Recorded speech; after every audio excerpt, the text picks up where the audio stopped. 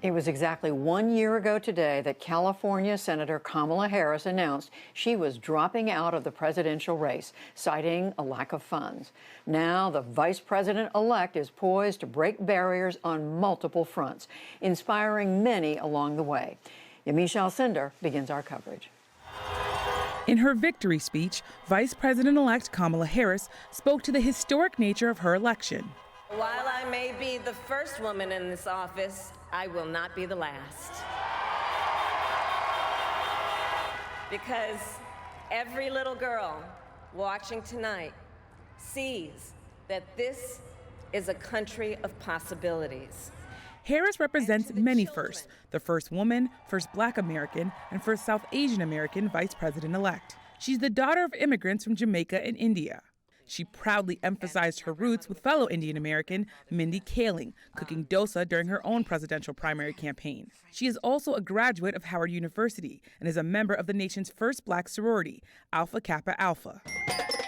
Today, she often celebrates her connection to historically Black colleges and universities, sometimes dancing with marching bands on the campaign trail.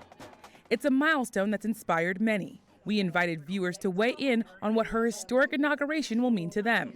Hundreds of people responded. I was from the UK. I was only able to vote in this election as I became a citizen last year.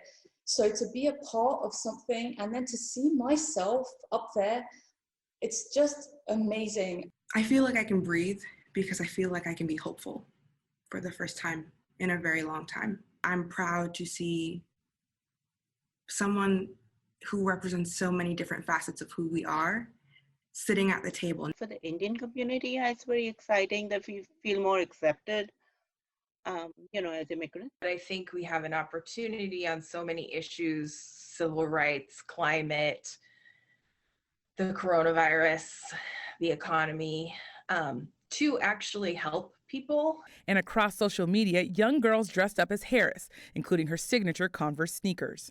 Tanya Vivian's daughter, Ophelia, was one of them.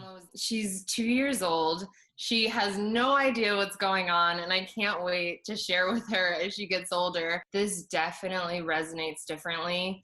As a Black woman, it really means everything. It means that anything is truly possible for her, and I just am excited about the future, and that's just something I haven't felt in so long. Even before this moment, Harris had broken many barriers. She was the first Black woman to serve as Attorney General of California. She was only the second Black woman to serve as a United States Senator.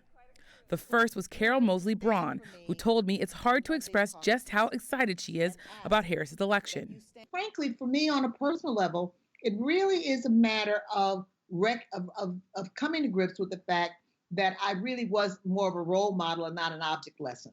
I mean, right now there are more women in the United States Congress than ever before. And I think that's just going to continue. Yet even in her excitement, Moseley Braun added that Harris should ready herself for an onslaught of criticism and perhaps unfair expectations. We will not have really arrived until Kamala Harris gets treated like any other vice president in history, like Dan Quayle, Mike Pence, you name it, and not have to rise to the occasion of being something unusual. And we haven't gotten there yet, but we will. And she's setting the table to make it happen. In Harris's August speech after her selection was announced, she paid tribute to the women who came before her. These women inspired us to pick up the torch and fight on. Women like Mary Church Terrell, Mary Cloyd Bethune, Fannie Lou Hamer, and Diane Nash, Constance Baker Motley, and the great Shirley Chisholm. We're not often taught their stories, but as Americans, we all stand on their shoulders. Democrats in Philadelphia celebrated the win. Representation isn't all that matters, says local organizer Candace McKinley. It's nice to have people that look like me, who might have family members that look like mine, but if they're not actually fighting for my community and for policies and laws that will actually help my community, then that doesn't mean much to me. Eddie Glaude Jr. is the James S. McDonald Distinguished University Professor of African American Studies at Princeton University. I think Black women need to claim this victory and in doing so, insist on having and wielding actual power.